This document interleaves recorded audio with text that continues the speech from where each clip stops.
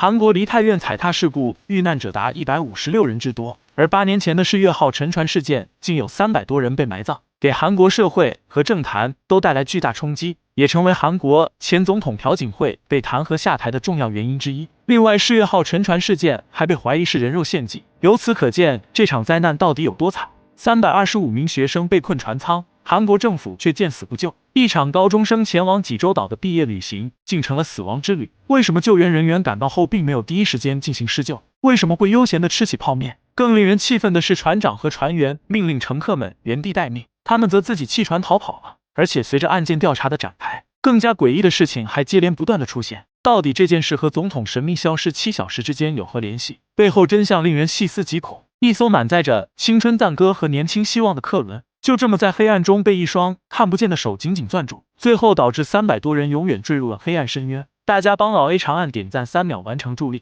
老 A 今天就带你探寻韩国世越号沉船的秘密。世越号渡轮是一艘雄伟的巨型客轮，让我们把时间调至2014年4月16日，韩国鞍山市桃园中学325名高中生登上了这艘游轮，总共的乘客有476人。当天雾气沉沉，取消了所有船只出行计划，但是世越号却照常出港了。其理由是货舱里放有汽车、沙发等多种货物，如果不准时抵达，海运公司将要付一笔不小的违约金。原本所有人都没有特别在意这个细节，学生们还在因毕业旅行保持着振奋。然而隔天早上8点多，当游轮开到全南真岛附近海域，急速向右拐弯时，船舱内的货物全部向右倾泻堆积，导致整个船体也出现严重的侧翻。当时有位学生第一个拨打了韩国灾难紧急应急电话，可相关部门并没有重视，甚至船长也没有及时组织乘客进行有序撤离。等附近一艘名为高手号的船只发现世越号时，其漂在海面上的倾斜已经超过了50度，由于高手号根本无法靠近，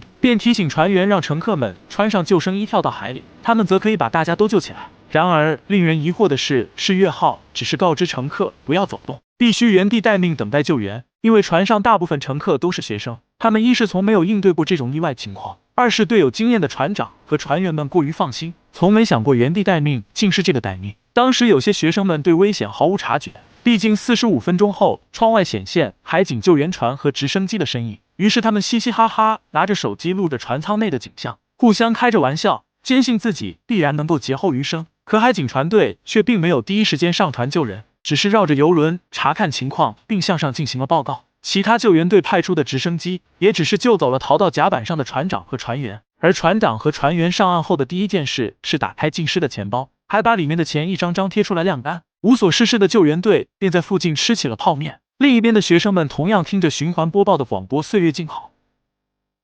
几分钟后，即使海警得知了学生还在船舱，他们也没有选择再进行任何救援行动，还以不得妨碍救援为由禁止民船靠近。1个多小时后，船体已经倾斜到将近80度，周围的渔民也是实在看不下去，纷纷准备违背海警的警告，自己开着渔船前去救援。但此时已经错过了最佳的黄金救援时间，海水开始倒灌进船舱，乘客们这才发觉他们似乎要开始做些什么。可左舷出口和右舷出口已经被海水淹没，只有零星几个调皮不听话的人之前没有原地待命，最后被成功的救了出来。10几分钟后，世越号船体全部被海水吞没，海警们完全不会了解那些还在船舱的乘客该是多么的无力。毫不知情的家长们看着孩子用手机停止发来遗言和求救，再看看电视里官方通报的476人已被全数救出，他们那颗提到嗓子眼的心缓缓落了下来。结果出人意料的是，那个数字开始逐渐变小，最后甚至连消息都不公布了。理由是因为政府方面正在确认统计中发生的错误。幸存者直言，这场沉船事故就是一场蓄意的屠杀。一位名叫金东珠的乘客在自行逃生成功后，先后救出了20余人，不过被幸运眷顾的他过得并不幸福。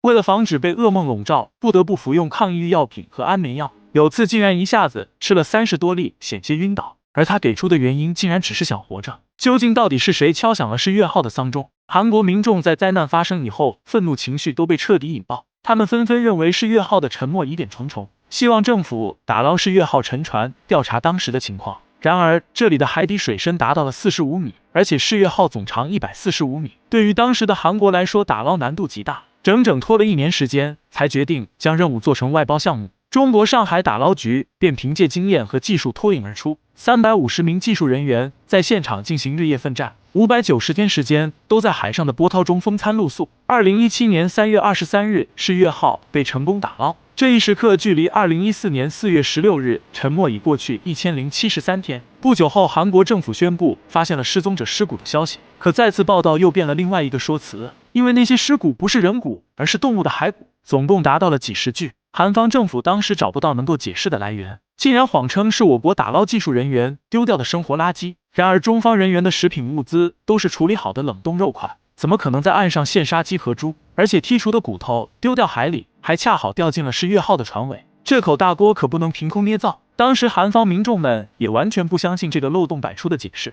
甚至开始流传起献祭论。随着越来越多的人对此调查展开，一系列诡异的事情逐渐浮现在眼前。是月号原先其实是一艘退役的日本货轮，韩国海运公司购买后，竟改造成客货两用的油轮。最上层的甲板改成了客房，二等舱改成了货舱，严重破坏了整艘船的平衡。除了这艘船原本就达不到韩国油轮下海标准，更可怕的是，海运公司为了运送更多的货物，竟然比规定载货吨数超载2000吨，其中共装载了410吨钢筋，有278吨是用于济州海军基地建设，只为多赚取8000万韩元的运输费。看来沉船的罪魁祸首便是这些眼里只有金钱的人，而政府表现出的贪腐和私欲，雇来大量的帮凶。首先是月号自身就存在大量疑点，一是月号上只有2个可用的救生筏，而且这仅有的救生筏并没有给那些乘客使用，却被船长以及船员等人所占据，得到救援后也没有立即报告乘客还在船舱，显然这并不是一个正常船长会做出的行为。二是月号在出航前一天进行了船长和船员的更换，会不会是一场蓄意已久的阴谋？其次是韩国政府的救援有问题，政府在收到沉船消息后，组织了2架直升机救援，但是飞机出发没多久后又被紧急调走了。到底发生了什么紧急的事，比救人命还重要？另外，海警救援不及时导致错失救援黄金时机，遭检方调查后，甚至还试图制作虚假文件隐瞒真相。更让人疑惑的就是无故对现场实施封锁，一些前来相救的民间人士还被海警殴打软禁。最大的疑点则是朴槿惠在事故发生后消失7个小时，有人便认为他其实是在进行一场恐怖的献祭，毕竟他本人和邪教组织存在千丝万缕的联系。是月号事故当天是他灵魂导师崔泰敏的20周年忌日，而崔泰敏生前是韩国勇士教的创始人。另外，是月号上的乘客并不是普通的旅客，而是学校组织济州岛旅游的一批学生，少男少女象征着一个国家正在茁壮成长的希望，也是韩国偏爱的祭献祭对象。为什么偏偏在这群孩子的身上发生了这么多巧合呢？当然，这也许只是为了让朴槿惠下台设计的阴谋论，因为当时社会舆论掀起了一阵指责总统的潮流，